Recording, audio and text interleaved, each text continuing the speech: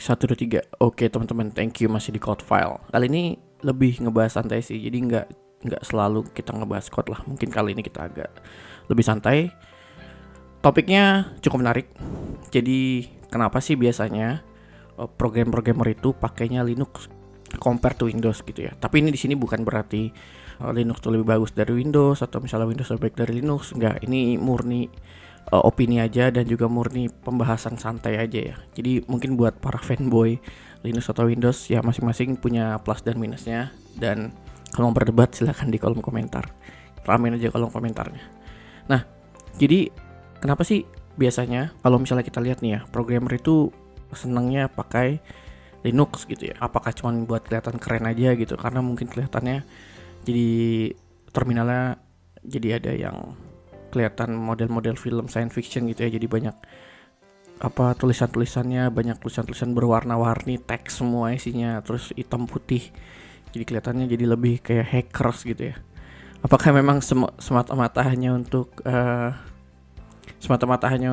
tampilan aja atau keren-keren aja atau memang ada tujuannya ya? Kita bahas aja. Yang pertama, ini sih alasan yang paling utama ya. Biasanya server-server yang digunakan itu berbasis Linux gitu. Sehingga kenapa dia pakai Linux? Supaya ketika nanti deploy ke server itu nggak terlalu banyak perubahan.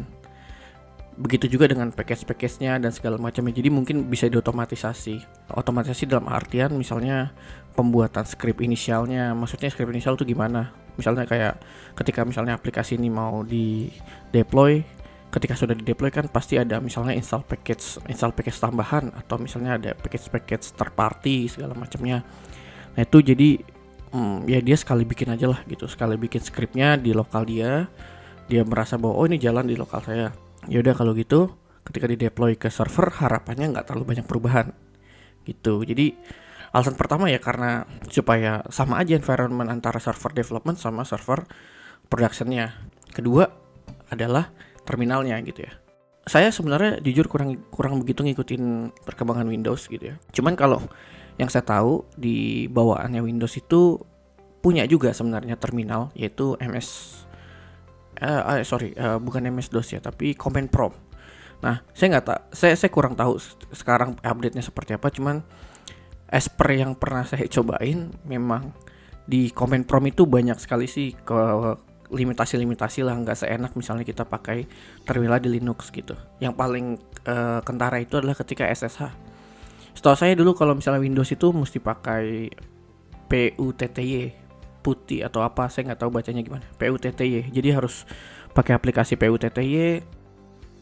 Kemudian jadi harus download dulu, install dulu atau ya segala macamnya lah. Tapi kalau pakai di Linux kan tinggal kita pakai di terminalnya, kita buka, kemudian dia bisa langsung bisa langsung ada fasilitasnya untuk bisa SSH ke server tertentu atau ke server tujuan, server remote-nya.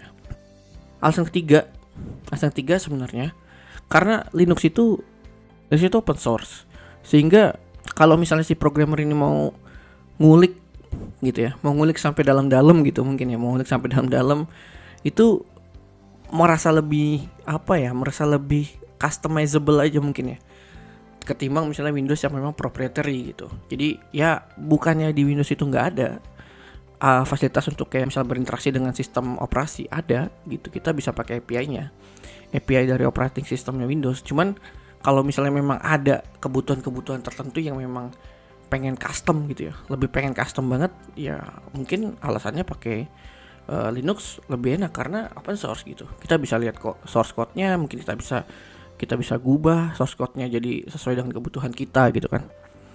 Ketimbang misalnya pakai Windows yang memang sudah proprietary, yang code-nya ya kita nggak dapat gitu.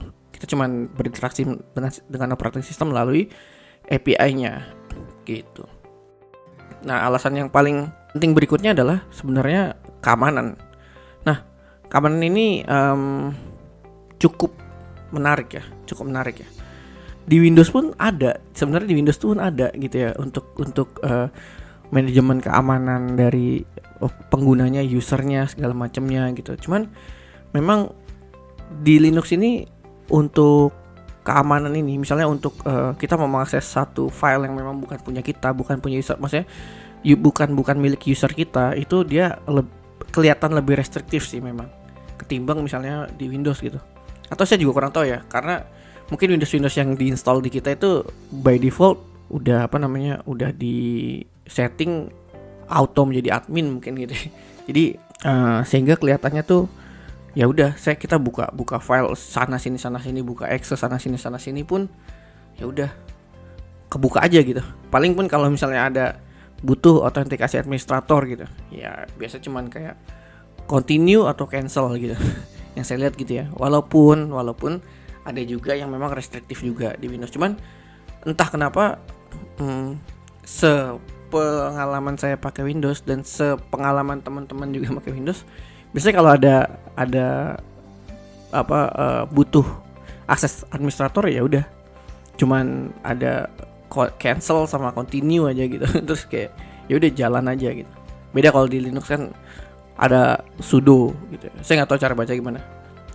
Ada sudo segala macamnya. Jadi di isolate lah ya. Untuk user ini tidak boleh sembarang menjalankan ini gitu. Itu segala macamnya. Sebenarnya sesuai keperluan sih. Tentu juga apa yang kita pakai. Misalnya gini, kita pakai Linux tapi deploy servernya Windows. Nah, ini kan menyulitkan kita ya.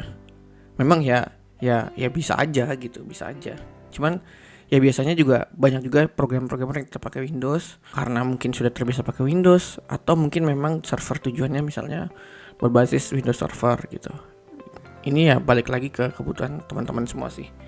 Gimana enaknya gitu ya. Nah, sama pertanyaan yang paling penting terakhir adalah kenapa biasanya programmer pakai MacBook. Cuman kalau misalnya program pakai MacBook ini kita bahas di video yang lain aja kali ya. Nah, menurut teman-teman gimana nih?